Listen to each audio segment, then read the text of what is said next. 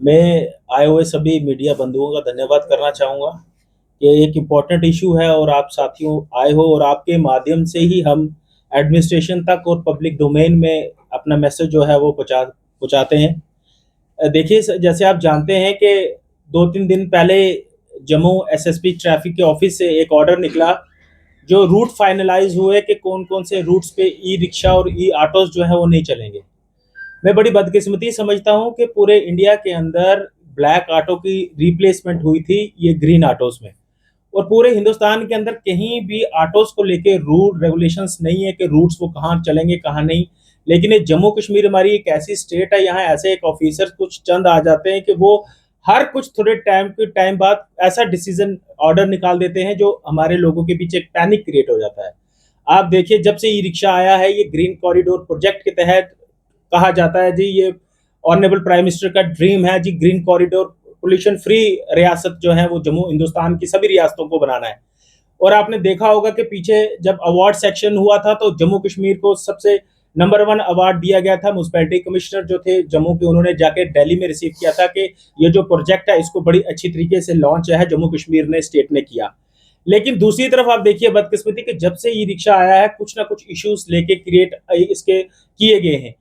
पहले ये जोन्स को लेके इशू हुआ, हम लोग ने आवाज उठाई, सड़कों पे उतरे, कहीं ना कहीं एडमिनिस्ट्रेशन को समझाने में कामयाब हुए, तो वो जाके इशू जो है कहीं ना कहीं हमने वो शांत हुआ। उसके बाद आप देखिए कुछ देर वक्त ठीक चला, फिर ₹2.5 का एक नया ऑर्डर फरमान जो है वो निकला, उसको लेके इश्यूज क्रिएट हो गए। फिर हमने कहीं ना कहीं फिर सड़कों पे उतरे, एडमिनिस्ट्रेशन को समझाने की कोशिश की और कहीं ना कहीं उसको भी हमने एक स्टैंड बाय किया।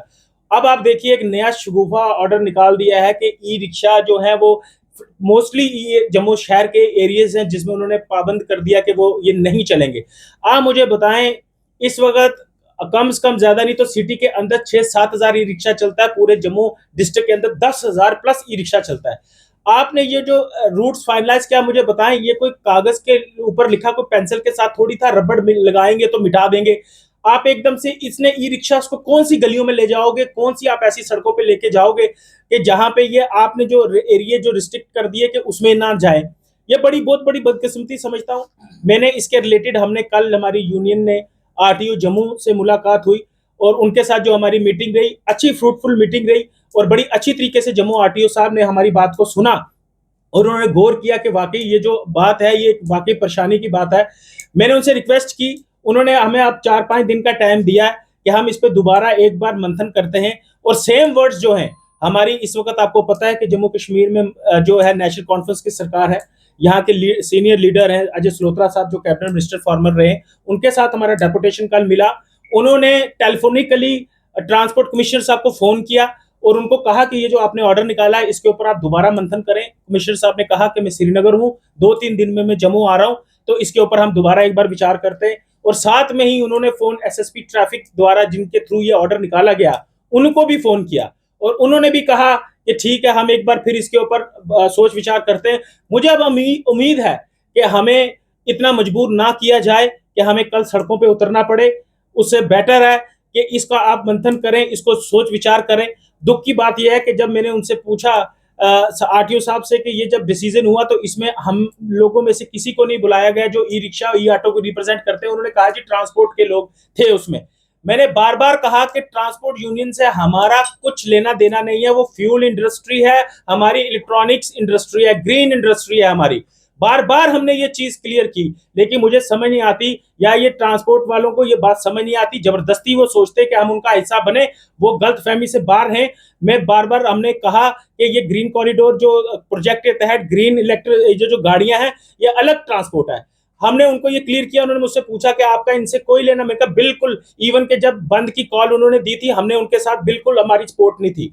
मैंने उनसे रिक्वेस्ट की कि अब नेक्स्ट टाइम, अब आपने जो हमसे टाइम दिया और आपने कहा कि हम इसके ऊपर दोबारा एक बार मंथन करते हैं, जिसका आश्वासन आरटीओ साहब ने भी दिया है, ट्रांसपोर्ट कमिश्नर साहब ने दिया है, एसएसपी ट्रैफिक साहब ने दिया है, मुझे उम्मीद है कि अब ये जो फैसला लेंगे हमारे जो कंसर्निंग लोग हैं जो ई रिक्शा के साथ जुड़े हुए हैं उनको बुला के, मैं चाहता हूं कि हम कहते हैं कि 70% हम एडमिनिस्ट्रेशन की मानने के लिए तैयार हैं, लेकिन कम से कम 20-30% आप हमारी भी सुने, हमारी परेशानी भी सुने, हमारी मजबूरी भी सुने, उसके बाद आप जो फैसला करेंगे हमें मंजूर है। लेकिन हमें आपके चैनल के माध्यम से स्पष्ट कर देना चाहता हूं, ये जो इन्होंने ऑर्डर निकाला है इस ऑर्डर को हम बिल्कुल नहीं मानेंगे और ना ही इस ऑर्डर को हम एक्सेप्ट करेंगे। और मैं उम्मीद करता हूं कि हमें मजबूर ना किया जाए कि हमें सड़कों पे उतरना पड़े। और मुझे इतना यकीन है कि इस वक्त जो सिटिंग गवर्नमेंट चीफ मिनिस्टर है, उनको पता ही नहीं होगा कि ये नीचे किस तरीके का ऑर्डर जो है निकाला गया है। और हैरानगी की बात यह है कि ये जो ऑर्डर है या तो निकलना चाहिए था आरटीओ ऑफिस के थ्रू या ट्रांसपोर्ट कमिश्नर। मैं हैरान हूं कि ये एसएसपी ट्रैफिक के ऑर्डर उनसे ऑर्डर निकला। मैं ये सोचने की बात है कि क्या चल रहा है क्या नहीं हो रहा। लेकिन मुझे ये उम्मीद है कि एक बार फिर इसके ऊपर मंथन होगा और हमें सुना जाएगा। और जो फैसला ये हमारे सुनने के बाद जो एडमिनिस्ट्रेशन फैसला करेगी वो हमें मंजूर होगा। और अगर इस तरीके का ऑर्डर अगर वो हमारे पर जबरदस्ती थोपेंगे, फिर उसके लिए हम भी तैयार हैं। जो हमें करना है अपनी हक की लड़ाई लड़ने के लिए, उसके लिए भी हम भी उस हद तक जाएंगे जिस हद तक हमें जाने की जरूरत है।